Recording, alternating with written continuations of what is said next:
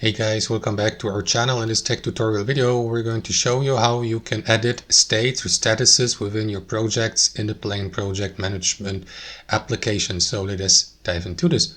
So guys, as you can see, we're inside my example workspace here. And these statuses are basically these columns here. If you're accessing your work items through a board layout view, you may assign your work items or tasks to, for example, to do, in progress, under review, done. Let me just scroll to the right and also cancel. And you can, of course, customize these, change their name, or add even completely new statuses, but that's something we covered in a different tutorial. So if you'd like to change their name, guys, because I don't know, you don't like done, you would like to change it to complete, you won't be able to do this anywhere here. As you can see, there are there's no editing button, no settings, no nothing. You will need to access your project settings.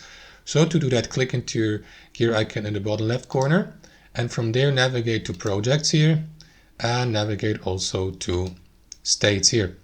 And here you can customize these. For example, which one was it? It was done, right? So if you'd like to customize this one or change its name, simply click into that pencil icon here and change its name to now complete or completed. You may describe it below, click into update, and now your state has been successfully updated.